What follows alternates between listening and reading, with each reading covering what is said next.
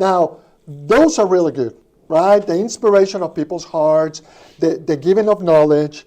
But I think the praying is also very important. I think that's something else that the church can do. What would be some of the recommendations that you have for people in preparation for our training about understanding the role of prayer in having a fully mobilized church on mission?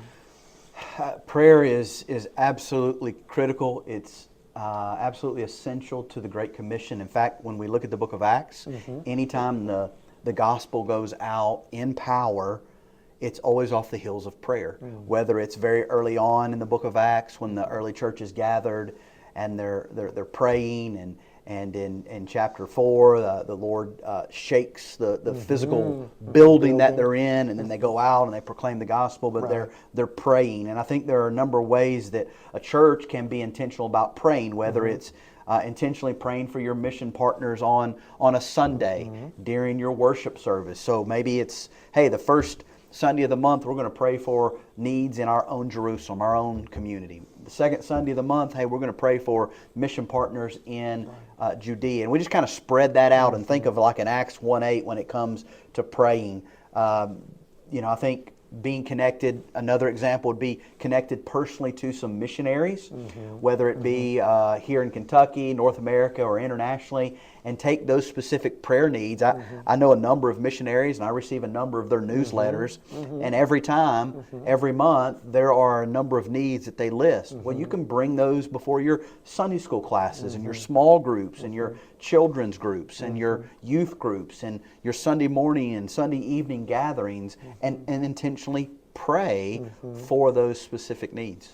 Yeah, and I think that it's important also to mention that we talk about prayer at this moment in the conversation, not because we think that this is a ranking of the influence, not because we think that equipping or promoting and inspiring people it's more important. No, really.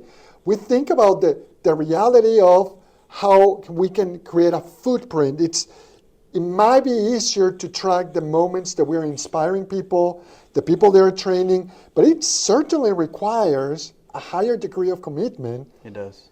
To be involved in God's mission through prayer. It requires a higher level of awareness, like you said, proactivity, and just a clear commitment of spending time with the Lord, being with the Father, and just creating space for us to have a dialogue by which the power of the Holy Spirit is released. Now, I think that it also goes without saying that our lives, both individually, certainly those lives of the individuals listening and watching this, our lives are a living testimony about how powerful things are being unleashed through the power of the Holy Spirit. Now, Baptists, we are also really good about the next step, and that's related to give. Being on mission, it also involves the opening of our resources to the Lord. Tell us a little bit more about that. Yeah, again, all of these elements are so interconnected that it's like a pie.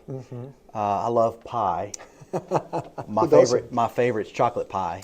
And if you say, "Hey, Doug, would you like a whole pie or would you like a piece of pie?" I'm going to say, "Give me the whole pie," but I would take a piece of pie. Right. Well, each of these elements is like a piece of pie that make up the whole pie, and giving is one important slice of that pie. And so we all know this to be true, but the reality is missions doesn't occur without the kind resources of believers. And certainly multiple examples exist of that, not least of which, as Southern Baptist, really as we have now come upon 100 years of giving through the cooperative program, that is a major way in which we support missions through our state, through our nation, and our world.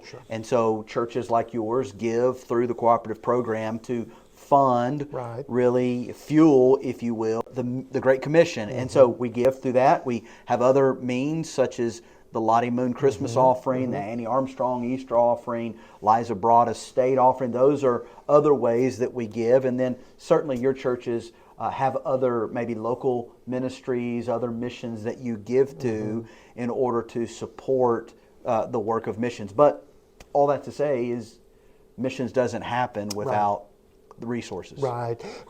And as I mentioned earlier, historically, we as denomination, as a family of churches that have chosen to cooperate together under the umbrella of the Southern Baptist Convention across the nation, we have been historically strong in giving and being participants of God's mission through our pockets. Now, there's a risk though, and the people that are watching that video also know about it, and about the risk, and the risk is this, that we often think that by giving, we are doing the whole pie, right? That by taking the slice of giving, we have already completed the wholeness of the task. And I think that it's important for us to remember, yes, it is important to give, and it's important to keep in mind two things I would add. Number one, we give as part of a larger strategy. It's not only about, oh yeah, I gave money, I allocated resources, I've done my part. No, it's part of a larger piece. But then the second one is also related to the fact that we give more than just our finances. We give our time, we give our lives, we dedicate, we see the wholeness of our life as a resource that the Lord has given to us for the strengthening of the church and the kingdom, and ultimately, as you mentioned earlier, for His glory. So often being on mission with God requires for me to give more than just money, give my time, and being willing to sacrifice some of the things that are important.